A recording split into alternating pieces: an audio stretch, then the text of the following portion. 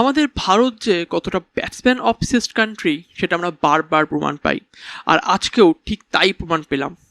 রবি বিষ্ণুইকে বসিয়ে দেওয়া হলো আর তার জায়গায় নিয়ে আসা হলো প্রিন্স যাদব দারুণ বোলিং করেছে, দারুণ উইকেট নিয়েছে। তার ডেবিউতেও সে আয়ারল্যান্ডের সাথে ভালো খেলেছিল আর আজকেও ভালো খেলেছে। বাট আমার পয়েন্টটা হচ্ছে যে যদি একটা ব্যাটসম্যানের খারাপ দিন যায় বা তার 2-3টে ম্যাচ খারাপ যায়, যেমনটা বৈভব সূর্যবংশী যাচ্ছে, তাহলে আমরা তাকে চান্স দিই, তাকে আমরা দিয়ে খেলাই। বাট উল্টো দিকে যদি কোনো একটা বোলারের খারাপ দিন যায় বা ব্যাড ডে যায়, তাকে আমরা কেন ব্যাক করতে পারি না, তাকে আমরা কেন ট্রাই করতে পারি না, তাকে চান্স দেওয়া হয় না? এটা কিন্তু একটা বড় কোশ্চেন। আর এরমভাবেই কিন্তু বোলার তৈরি হয়, তাকে চান্স দিয়ে দিয়ে। আমরা যদি জসপ্রীত বুমরাকে যদি চান্স না দিতাম তাহলে হয়তো আজকে জসপ্রীত বুমরা থাকতো না। তো সেটা তো গেল টিম সিলেকশন নিয়ে। আর তারপরে যেটা আমি আগের ভিডিওতেই বলেছিলাম, কালকের ভিডিওতে, যে ঈশান কিষানের স্ট্রাইক রেট, ঈশান কিষানের রানস আউট অফ ইন্ডিয়া কিন্তু ভালো নেই। আর কালকে সেটা আবার প্রমাণিত হয়ে গেছে। তো সেটা নিয়ে আর কিছু নতুন করে কিছু বলার নেই। এবার যেটা হচ্ছে সেটা হচ্ছে বৈভব সূর্যবংশীর যে খেলাটা খেলছে সেটা আইপিএলের জন্য শর্ট বাউন্ডারিজ, পিচে কোনো মুভমেন্ট নেই, পুরো পাটা পিচ, ওই সব জায়গায় বৈভব সূর্যবংশীর যে প্লেটা সেটা খুলে আসবে। বৈভব যখন আবার এখানে খেলতে আসবে তখন আমরা আবার দেখব কীভাবে সে স্ট্রোক খেলবে, কীভাবে সে ম্যাচে উইন করবে, যেভাবে বড় বড় রান করবে। একটা ইন্টারন্যাশনাল বোলার যে তার টিমমেটস ছিল রাজস্থান রয়্যালসে, জোফরা আর্চার, তাকে খেলাটা যে একেবারে অন্যরকম সেটা কিন্তু বারবার প্রমাণ পেয়ে যাই আমরা। আইপিএল আর ইন্টারন্যাশনাল ক্রিকেট দুটোই আলাদা, দুটোর প্রেশার আলাদা। যদিও ইংল্যান্ডের কাছে হোম অ্যাডভান্টেজ ছিল, যদিও ইংল্যান্ড অনেক ভালো খেলেছে, বাট স্টিল আই থিঙ্ক বৈভব সূর্যবংশীর একটু কেয়ারফুল হওয়া উচিত। সে এরমভাবেই খেলে, যদিও এরমভাবেই আমরা তাকে খেলতে দেখেছি, হয়তো এরমভাবে সে আরও রান পাবে। বাট একটা টিমে যদি সবাই যদি স্ট্রাইক করতে যায় তাহলে ধরে খেলবে কে? বাট কোনোভাবে ক্লিক করেনি বৈভব সূর্যবংশীর। আই হোপ শেষ ম্যাচে বা আর দুটো ম্যাচে সে কোনোভাবে হিট করবে আর আমরা তাকে পুরোপুরিভাবে খেলতে দেখতে পারবো।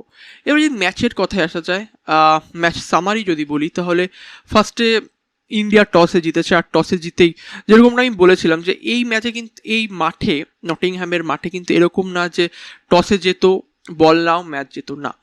এই মাঠে আগেও 16 বারের মধ্যে 10 বার ডিফেন্ড হয়েছে আর এবারেও 17 বারের মধ্যে 11 বার ডিফেন্ড হয়েছে। তো এই মাঠেও ইন্ডিয়া যদি ফার্স্টে ব্যাট করে যদি অনেকটা বড় রানের স্কোর করতো তাহলেও কিন্তু আমরা জিততে পারতাম। বাট সেফ অ্যাপ্রোচ আমি বলবো শ্রেয়াস আয়ারের থেকে। তো ইন্ডিয়া ফার্স্টে জিতে বল নেয় আর বল করতে এসে ফার্স্টেই একটা মিডেন ওভার দিয়ে শুরু করে আমাদের আর্শদীপ সিং। যদিও আর্শদীপ সিং এই ম্যাচে কোনো উইকেট পায়নি, বাট আর্শদীপ সিংয়ের বলিংয়ের লেন্থ আর বলিংয়ের স্টাইল কিন্তু আমার দারুণ।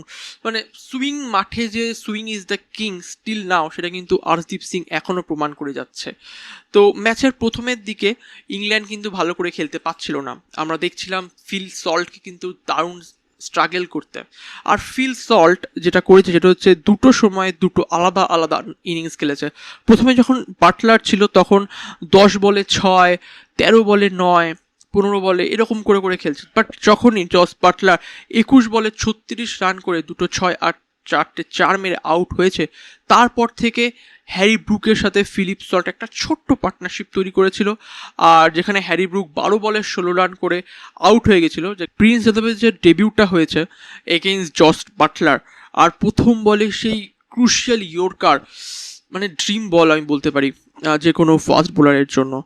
তারপরে ফিল সল্ট আস্তে আস্তে ধরে খেলা শুরু করলো। এই অ্যাঙ্কার জিনিসটা কিন্তু আমরা মিস করছি, যেটা আমরা বিরাট কোহলির সময় দেখতে পেতাম, একটা অ্যাঙ্কার ইনিংস ধরে খেলা। ফার্স্টের দিকে স্ট্রাগল করলো, তারপরে 44 বলে 77 রানে একটা পারফেক্ট ইনিংস খেলে ফিল সল্ট, 3টে 6 আর 7টা 4-এর মাধ্যমে। টম ব্যান্টন তাড়াতাড়ি আউট হয়ে যায়, জেকব ব্যাথেলটা তাড়াতাড়ি আউট হয়ে যায়। বাট স্যাম কারান, কেন তাকে এতটা ভ্যালু দেওয়া হয়, কেন তাকে এতটা হাইলি রেট করা হয় এখনকার যে অলরাউন্ডারের ক্ষেত্রে, তা কিন্তু আমরা আবার প্রমাণ পেয়ে গেছি। 24 বলে 41 রান করেছে স্যাম কারান, যার মধ্যে 4টে 4 ছিল, ডাবল রান নিচ্ছিল, ভাগ ছিল, 3 রান নিচ্ছিল। তো দারুণ একটা ইনিংস বিল্ড করেছিল ফিল সল্টের সাথে।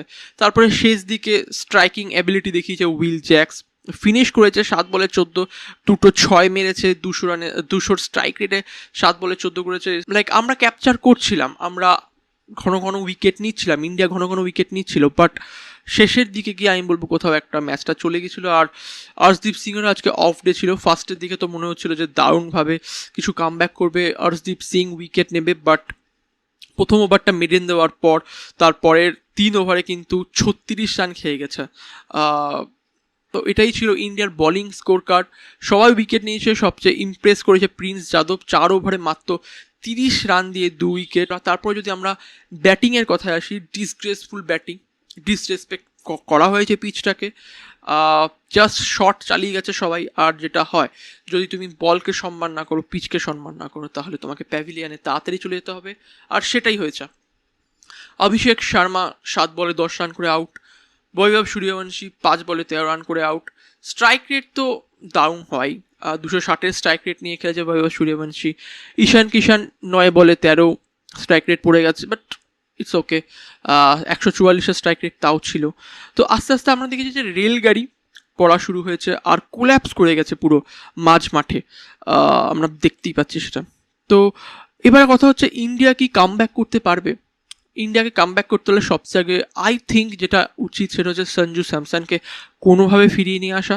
বিকজ সঞ্জু স্যামসন ছাড়া এই টিমটা কিন্তু অনেকটা উইক লাগে। আমি জানি না সঞ্জু স্যামসন এসে কতটা রান করবে, but I think Sanju Samson is more dependable.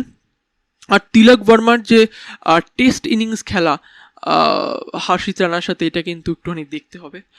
However আমাদের সিরিজ তো যেতে যাবে না, বাট 2-2 ড্র করা যায় নাকি এটা এখন দেখার। Let's see. Piece out.